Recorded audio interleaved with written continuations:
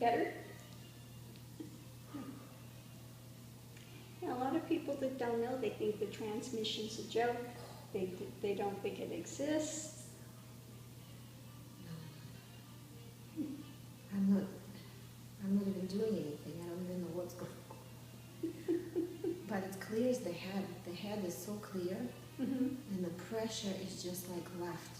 All that pressure from the thoughts. Yes. It's such a, it's headache, and it's just kind of drained down. Yeah.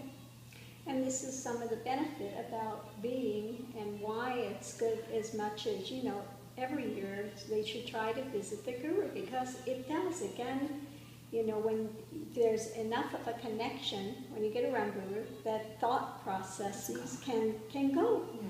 So that's what I say, and that's what I keep trying to tell Andre Jacoulier, that the proof is in the pudding. Indeed. The experience is no bullshit. Oh. When I say there are no thoughts, I mean there are no thoughts, and the students can taste that. They experience it. They see for themselves. This is not something by rote that you're trying to drum into people. They have to have the direct experience of it. And once you have the direct experience of it, that's it. It's no BS. It's not something made up. It's not a belief system. It's not a... It's a direct experience. There is none believe. I don't even know what I believe in. Yeah, and you don't have to know what you... That's the discovery. Is to challenge all the belief systems that you have had in place. And so what happens when Kundalini is going, you have so many unusual experiences and things, and it will challenge your belief system. Everything. Everything gets challenged. Because none of it makes sense. The brain talks and... What? Who said that? What's that about? What's that about?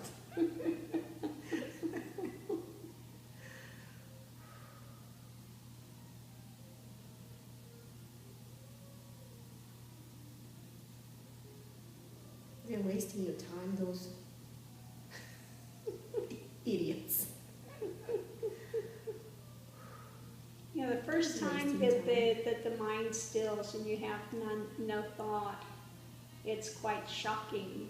But eventually it becomes the norm, and you can't even think of what it was like, the hell realm it was, to have thoughts going all day, running this, running that, all of this drama. The first time it really silent, it's when I panically emailed you, but I was so shockingly, obviously dropped, and it was the furnace in the house. In the winter, and it was going. Oh my God, I can't lift my arm. I have no way to You melted. Oh. And the furnace turned off, and all of a sudden there was nothing. It was like a vacuum, and there was no I, there was no thought, there was no me. I couldn't even generate a thought. I tried, and that's when I panicked. Yeah. And the body jumped from the bed, and I started emailing, and then I generated the thoughts. But it could be quite shocking, but there's nothing really. Exactly. There's nothing. When there's no thoughts, there's nothing. Right.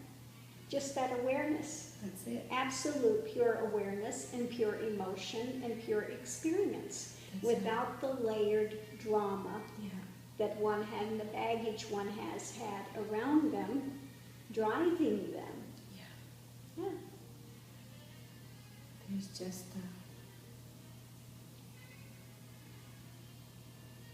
I don't know, it just is or something. It just is. It's just is.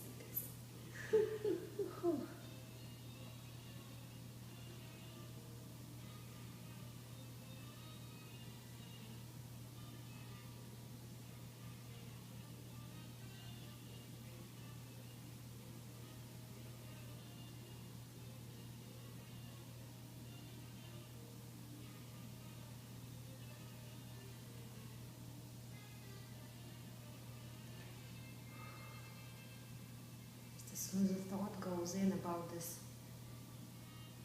Henry got, it's just this heaviness. It's like, oh, Yeah. like because the thoughts do come in right Mhm. now, like it's kind of back and forth a little bit, but it's just like, oh, what a waste.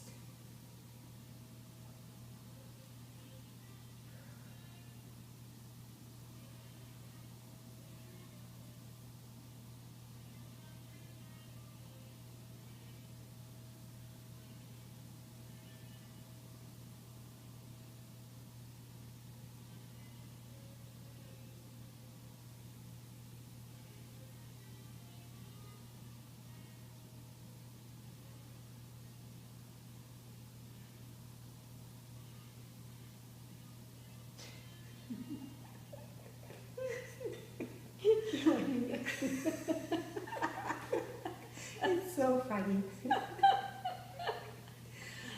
There's this natural high when you meditate. Right now I just feel really heavy and relaxed, but sometimes I just would, if I'm in the passenger seat, then I would drive and I would just go with the meditation into the heart, and Right. I manage to slide in, and sometimes it stays like that, no thoughts. And then it's a natural high. It's Yes. what's there to drink? Exactly. Who needs drugs? Who wants drinking? Who wants any of that drama? Nothing can compare with that. No, it's a natural high. Exactly. It's very, very It can be quite overwhelming in the beginning, but there, in the path, there's so many different stages. You go through that, and you go through the stage where you don't want to talk, and you're so tired of people's endless BS babbling and drama and gossip, and and you see the innateness of it, and you just don't even feel like speaking for a time. And as you draw more inward, then for a time, the sex, all of that falls away. One's celibate in that, thought word, that celibacy comes up. It's not something manufactured. It's not something that, one is being forced. It's a natural progression that takes place the more inward one goes. Okay, so that can take place for a time. Eventually you get to the point of that deconstruction, of realization. The first falling away, or they call satori in Buddhism circles, okay? And then from that point, when things deconstruct, then it takes time again. The mind has still, there's no thought. It might come in and out for a time. It takes a good 10 to 12 years for it to finally stabilize. And that's why I say at that point, one needs to be celibate, because at that point in time, if you are trying to go back in a relationship, all of that drama will come back and pull you back into oneness. After the 10 or 12 years, when things have finally solidified, they're going nowhere. Then one goes through another phase and goes back into life. And what comes, whether it's relationship, whether it's whatever, it doesn't matter at that point, because at that point, and this is what you'll find if anybody wants to check this out, read Zen in the Brain. It's a huge thing. It's very technical. Neuroscientist has written it. And he puts in a lot of the things about the Buddhist and the Zen things. And again, that's what they say. You become like a child. You're playing, and and that's the latest phase that came here, where you go back into life. All of a sudden it's a shift and it's boom like that. Not something that's looked for, but it comes back and boom, that's it. And you're off and running and you're playing, and that's, you have that freedom, and that's that last state of moksha, of freedom within life. You go full circle, and you come back into life, and you enjoy life, everything of it on its terms in that freedom. Yeah. So all of it has its place along the way. There are different elements in different times of the path. But very potent, very, very, very strong. You can't deny that. No. No, can't deny that. Nothing stands near. And when you have the direct experience, it's direct experience, and it blows the rest of it. You know, intellectual discussion is one thing. That's nothing. And they can debate endlessly. They can read books. They can debate endlessly. Yeah. You could, talk about ice cream forever. Know all the intricacies of how it's made, the temperature, the ingredients, the this, the that. But all you need is one actual ice cream cone and taste it for yourself, and it blows all the intellectual crap out of the water. It's like, what temperature again? Who gives a rat's ass? Nobody. Just enjoy it. At that point, you're enjoying it. And you know it for what it is because you've tasted it. Yeah, that's very, very powerful. Then there's nothing to be said at that point. You know what it is.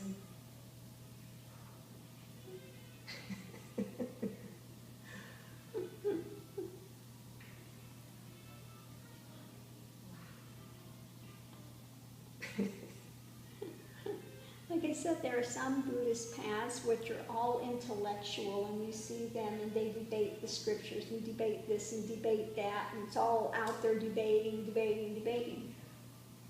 All intellectual. But then there are some which are actually practice paths, where you actually have the experience and you have to surrender into that whole different thing. And people confuse scholarly wisdom, what they've read about and they know about, with knowing. That's right. Knowing about something is not the same as the living experience of it, and knowing it directly. It's in the body. I don't even know where it is. It's just, it's in. It is. There's no describing. There's no putting it to words. It just is. It just is. Yeah, and people think you're trying to be so, like you're making something. You can't. There are no other words other than to say it is. That's right. I am. And then they want to make it say, oh, well, because you say you never thought you're trying to be higher. There's nothing higher at that point. Everything deconstructs, and you know that this is the same. It doesn't matter who it is. The thing that gives them life is that. Right. So what's higher about that? It's all the same. Exactly. The only difference is you are aware and awake, and they are not yet. That's the only difference. It's the only difference. One's awake, and one's not yet. One's still living the dream and the illusion and the fantasy and the... Right. Well, lately when I look at people, there is a different look. It's you see a body moving, Right. but it's not the same, and it comes and goes. It's not always the same, but it's not a body that is looking at you. I don't know how to explain that. There is more to it. Exactly. Or less to it, but it's not, I don't even know how to explain it. It's not that separation. The separation is starting to fall, Yeah. is what it is. That divisionary. You're seeing something that is deeper Right. within it. The essence, you're getting closer to what the essence of it is versus all the rotating bullshit that they've got going around. The name, the status, Exactly. the color, the Exactly. Exactly. One goes beyond that and sees and is experiencing more of the essence. whatnot. Yeah, one part of the journey you go through and you're feeling everybody's bullshit. Yeah. The And heavy you're part. wondering, is it mine, is it theirs, what is it, you don't know, and then you get away from it and it goes, and you go, oh, okay, it was their stuff, it wasn't my stuff. And again, it just shows that connection, that there is no difference. no right? separation, really. Yeah.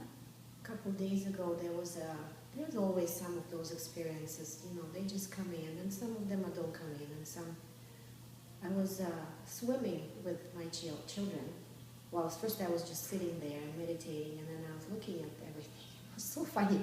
But I went into the pool with them, and there were energies that I could feel from things, like looking at the flower, it would give me energy, like kind of like when I came in the gallery, there is this energy and it comes through. Right. It vibrates, and it vibrates differently looking at different things. Then it wore off. Yeah. But again, all these types of experiences, these phenomena come along the way just to show you that it's not what you thought it was, Right. that there's more to it than Yes. what you thought to begin with. That's You know, eventually you come to where you come into that God consciousness, what they call God consciousness, and if you're like a Krishna devotee, then you see Krishna in everybody. You see it as the play of Krishna, play of God, you know, you see that. Mm-hmm. And then eventually that deconstructs and you go further from that personality that which you're trying to then project within everything. You go beyond that to the heart of that, to Pada Brahman, Pada Brahman, or that just direct essence that has no face, that has no, Nothing. you know, yeah, that zero, which is not empty but full, complete, whole. But it's zero. It's full, but it's not something you see with the eyes. It's not an object. It's not. It's everywhere. Yeah. Everywhere.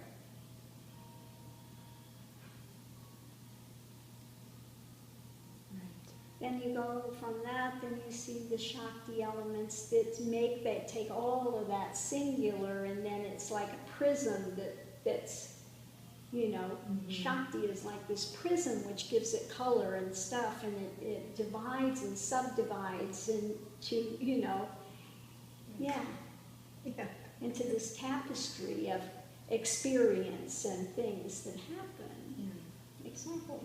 Which is what, you know, basically when you go into the Shiva temples in the inner sanctum, that's what you find, the yoni and the linga. The linga represents that unchanging Brahman, that still, and then it goes out into the yoni.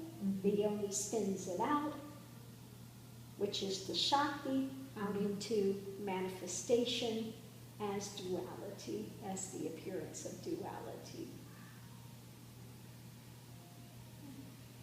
And they're never unconnected one from the other. That's right. So there's a lot more, you know, depth if you understand what is that experience when you go into the temple. It's like, especially in Khajuraho, when you go into the Tantric temples, the old Tantric temples in Khajuraho, if you look at them on the outside of the temple, you see sexual scenes, you see them doing playing, you see them, you know, all the daily life, all the things of the daily life. If you look at one side of it, it looks like almost a penis, and you look at the other side, it looks like a vagina, basically. And you go inside of the temple as you're going up in, and you turn around and look, and you see all the world out here. The further you go into the temple, the more you go into that quiet, that stillness, that silence, like you're backing out of that life and into going on the inner journey. And when you get to the very center, that's what you find. Correct. In the inner sanctum, you find the mystery unveiled of the linga and the yoni. That's right. So it's very interesting if you understand the symbology. You know, they've lost that, unfortunately, if you go to Khajuraho now, you know, and it's found in the midst of daily life. Shiva would appear in the midst of the daily life, in the midst of whatever was happening. That's the meaning of it. If you get to that, you see the corners, you see the building blocks of the universe. There's a lot more that's there in that tantric, in that. But if you go there now, unfortunately, the people that are there, they just laugh and look at that sexual thing. I mean, they don't, they lost the mystery, Yeah. they've lost the understanding, they've That's lost the import, the symbology, the direct experience of what it is. Right. Well, it's popular now. All the tantra and sex comes with it, you know, that's just where it is, I guess, right now. Mm-hmm. But people don't know why it was, you know, like part of it was you didn't get to pick your partner. The partner would be picked for you, and it would always be a high-class Brahmin and an untouchable. Somebody that they wouldn't even let their shadow touch their image. They would be polluted if that shadow of that untouchable even touched them. So this is who they had to have that intercourse with, to break through that barrier, to challenge them on every single level. Right.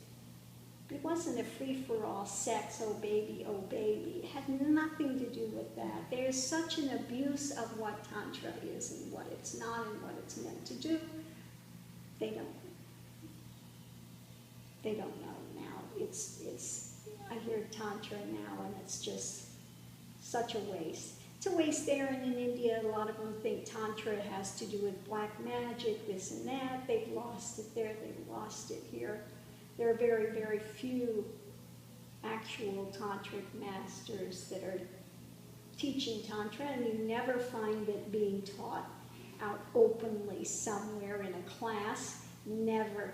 Tantric masters have a few students, they teach them in secret, they teach them what it is and what it's not. And I'm talking about a lot of stuff much more openly than you would ever find it, but that's just the beginning basic of it.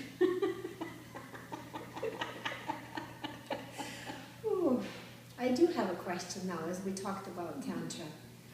Sometimes that bliss that rises, funny enough, it goes low and it sits there and it creates all that sexual energy that obviously has, it's very powerful, but I'm not sure what to do with it.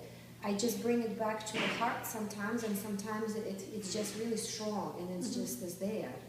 But I mean, it's not the thought, it's the energy that is felt. Right. It's that energy that's there. And this happens. Like, when Kundalini begins, it goes through all the different levels. And that's one level and layer of consciousness. Which is quite low. It's that level of procreation and all of that has to do with that. And it's just the level of consciousness that one passes through. Yeah, for a time it will be very strong. You're a householder, you're married, not a problem, okay? But again, it will shift. Eventually it will shift. It will shift. It wouldn't be going there. Okay. Right. But It's for just a time, the bliss. It will. It's the bliss that's coming. Yeah, exactly. And it's coming from here. When it's in the heart, Right. there's this and joy. This area also is where you keep your self-identity, where they say that you hold a lot of your self-identity as well.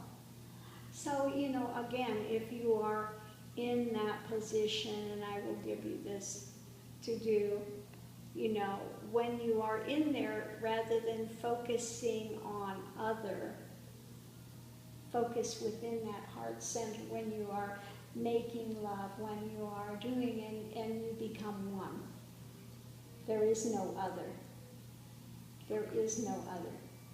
Stay in that singular element, and then there is no other. Not the brain, but we haven't even had sex for 6 months or so. It's just, I can't quite do it. Can't quite go there. I can't quite But go if you do, you keep your consciousness in that and surrender into that one. And it's like, at that point, it's like making love with that one singular, as that singular, okay? Without projecting outward to dualistic holding and making about another. Yeah.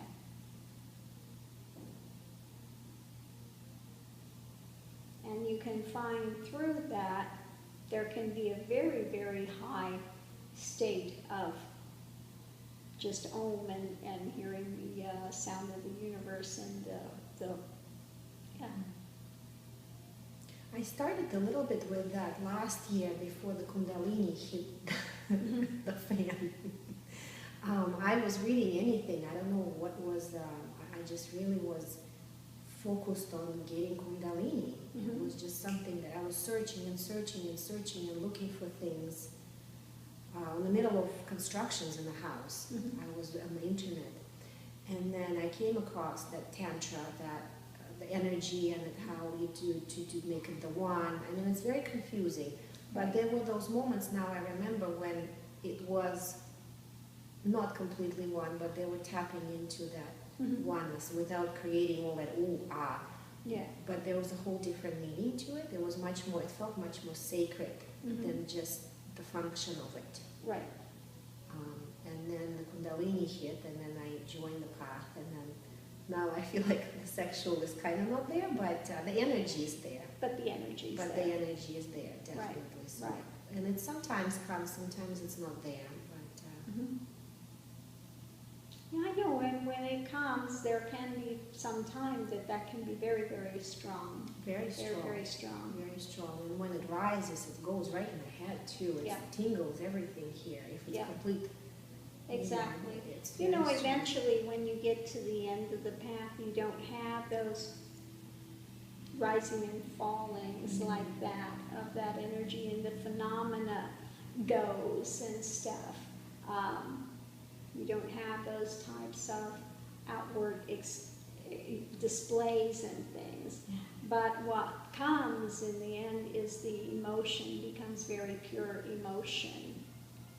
Very strong, very pure, very in the moment, the type of emotion. Yeah. Interesting. There's a lot of emotions in general that I hold, or whatever, this body. And I'm not sure if there's bursts of them. And they've been like that for a while. Sometimes they frighten me because I worry that my kids will adopt them, which they do. My older one is very emotional. But I guess I'm not sure if I'm not sure how to hold it or not hold it, and if I need to hold it. There's anger sometimes and fear which creates that, but I can't even analyze it. It's just sometimes, that fiery kind of a thing. Yeah. And then it comes down. Right, right. And if it comes up like that, you sit with it. You sit with Don't vicariously project it out into something that's unwarranted. Now, if it's warranted to have it, that's another thing. Right. I understand. If it's warranted to have it, that's another thing. Like you have the Bhagavad Gita. If you're there to fight and you need to fight, then all of that is directed there. But if it's something that's coming up that has nothing to do with it at hand, then you don't project it out. You sit with it, and what is triggering this? What is triggering this? Where is this coming from? What is the, because a lot of times things get triggered and it's really not about that event at that time. It's about something in the past has reminded you of this, and then you're off on a rant and another story and another drama. That's right. That's the time you don't want to project it out. The beliefs, it's the beliefs of some kind. Right. Yes. And something's being touched that you don't want to be touched, or, just knee-jerk reaction. Yes. Knee-jerk reactionary stuff.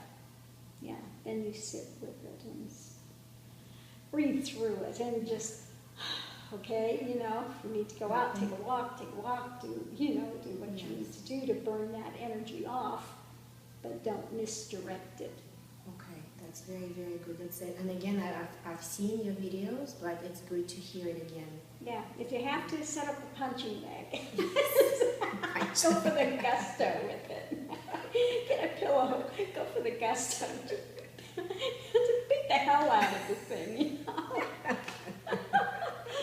Lock yourself in a room, That's just funny. throw it the heck, whatever.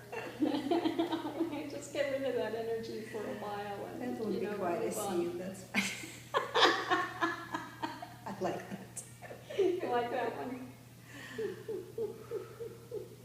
Yeah, it spins. There's the spin. It's just, none of it makes sense, really. It's just a reaction. It's like a Right. robot. You do something that, like a trigger, something, you get, Exactly. and then move, and then it goes. Yeah. That can happen. That can happen. But it comes from nowhere. Interesting thing is when there is no thought, there is a realization that the thought comes out and comes back in from nothing to nothing. Yeah, exactly. And yet it keeps coming back. Right. If And that's only I one thing can you see- do. You sit and look at it. Where does it come from and where does it go through? And if you look at it, it only has life when you're giving it attention. So how valid is it? When it's gone, what happened to it? Nothing. It's just, And this comes by observation. It's part of that. This is part of that gyan of knowing and sitting with it, and you watch. How does the mind work?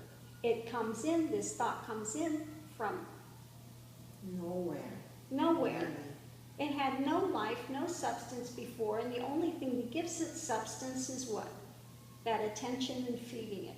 That's right. But that thought has no ability to stand out here on its own. No. It has no life other than what you are giving it. It basically doesn't exist. Exactly. And when it goes, what happened? It was so important a second ago.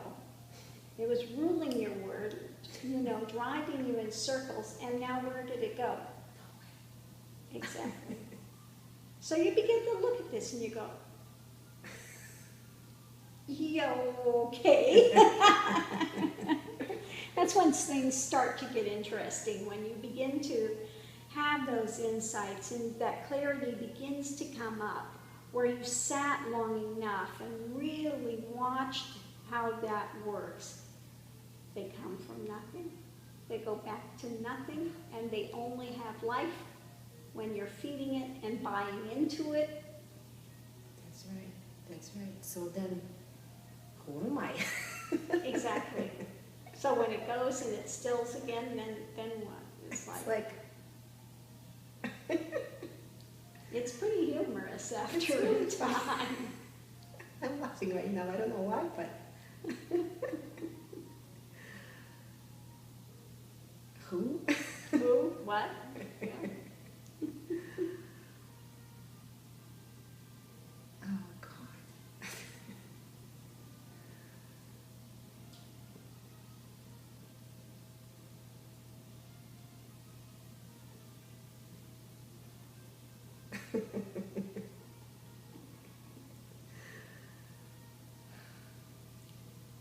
And this is why this path is about sitting and just, doing the balanced breath and sitting with things. And if you sit with it, these are the types of insights that arise. This is the type of experience that becomes forward. And you're the one that has to walk that experience yourself in order to navigate through it That's right. and begin to see for yourself, okay. Oh, well, that's great. You start witnessing, you go into witness state and you see yourself acting, you see yourself saying that, and at the same time the dialogue is going, oh, well, that's great. And who said that? And meanwhile, you're still watching, the action's still going, the BS drama, whatever it is still coming out, and you're looking going, oh my God, give me a break. Who was that? Oh my Yeah, God. witness state. It's like the other day I was talking to you on Skype, and then I was helping with supper, and then the thoughts and the words were gone. It's like, my son's godfather. Did the supper still get made? Yeah, the Exactly. action kept going. Exactly. And that's what I want people to know. The action keeps going. It keeps going. You don't stop. Because there's no thought, because there's no chattering mind, because there's no drama. The body does what it needs to do. And what you need to know or speak about comes up in consciousness as it's needed, spontaneously, without forethought, without having to judge and direct and, think this is the right thing to say, is it not? None of that comes up. It was just, I couldn't generate a thought. I didn't remember the words. Exactly. Then it came back, but it was this witness, very strong witness that was just, I don't even know, like it's an alien thing. So I'm glad that you had that experience, and you see that this is what I'm talking about. When everything deconstructs, this is the daily life here. This is my daily life. Things get done, I'm where I need to be, I can talk with people, I can do photography, I do all these things, but there's no chattering mind, there is no thought, I can't manufacture it any longer. It doesn't come. But you are in, you're right. Just in direct consciousness is what it is. That's all, in direct consciousness. Less attachment, there is no attachment. No. There's no attachment. And again, same thing, people think that, you would be, you calm and you're this and you would talk like this, and that's such bullshit. You're in normal emotion, and in fact the emotion is even stronger than before because it's pure, it's unfiltered, it's nothing cutting it. There's no ulterior motive, there's no, none of that drama There's any no longer. spin that No filters spin, that. no spin. It is what it is in that moment, and the minute that moment is done, it drops, it's gone, boom. Yeah. If somebody talks about it, brings it up again, off on that journey for that time, and the minute it drops, gone. Spontaneously in the moment. Everything at that point becomes spontaneous. That's like people always ask, aren't you excited for this or excited? No, you don't have that kind of excitement because you're not looking forward to something. That time is not here yet. It doesn't exist. Right. How can I be excited about something that's going to take place a week from now, a vacation or whatever it is, or gallery opening or whatever? I can't manufacture that. Because there's no thoughts. Thoughts create excitement. Exactly. There is no thought, therefore there's no anxiety, no looking forward to it. No, it doesn't exist in my world. Mm-hmm. This moment exists. Right. That's it. The rest of it has no existence. Right. So you lose that, looking forward, anticipation, and all this other drama. Is it something that's missed? No. Your world changes. The way that you view things change. There's just clarity. Yeah. And the body does what the body needs to do. You're where you need to be, etc. That's all. Mm. That's all. But it's not some grand, like grandiose. It's not. It's a very natural. In the beginning, it feels maybe a little grandiose or something because it's so different. Everything seems so expanded, so, all-encompassing just because it's new. It's something different. It's, but it's a different feeling. Exactly. There's a different feeling. But then it becomes your norm. Mm. This is normal. This is day-to-day consciousness. Right. That's all. Which is quite relaxing, if I can ever put a spin on it. It's much more relaxing because of the brain. It's just not. Right. It's just kind of very meditative. Yeah. And that's why, this guy was asked, Henri, well, are you practicing? Well, no, I'm not practicing, because that's what they call meditating without meditating. You're in a constant state of what people would call meditation, but it's natural. So what practice am I going to do? It's all deconstructed. There's only one is, which is the center being and the fullness of the universe, what practice does one do at that point? I'm sorry, ball game's over. Done. Done. Then what remains is just go back in life and you live it, spontaneously, freely in moksha as, playing like a child again, and you're just fascinated with life as it is and all aspects of it. Right, and if you want to sing, you sing. If you want to paint, you paint. And you don't think what people would think of your painting. Exactly, it's none of that, it's like they say things that would be off limits before are no longer off limits, because there's none of that, division, everything is black and white, this and that, blah, blah, blah, blah, blah, blah, blah. Just, it's different. It's different. Yeah. Well, I know what I came for. Now you know what you came for? No, I don't. Don't know what you came for? Well, you're here. Yeah. No, but this is what I was looking for, or I, or whomever.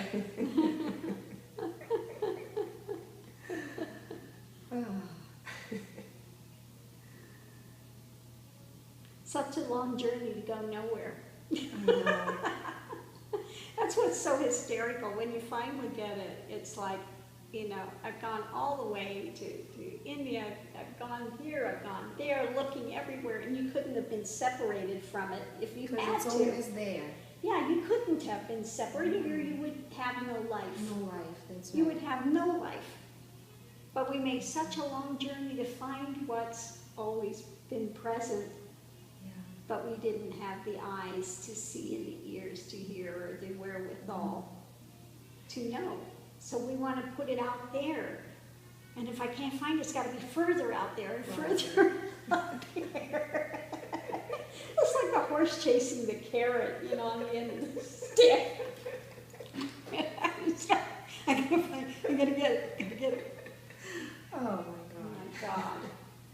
It's just right there. And he's running. It's still right there. In one spot. Oh. 30, 40 miles to chase the carrot that's right in front of him. The carrot. No beef carrot. Crazy. Oh my God. Crazy. Oh. But one has to make the journey in order to find out there's nowhere to go. I don't think there is any way to go. No, there's nowhere. Nowhere to go.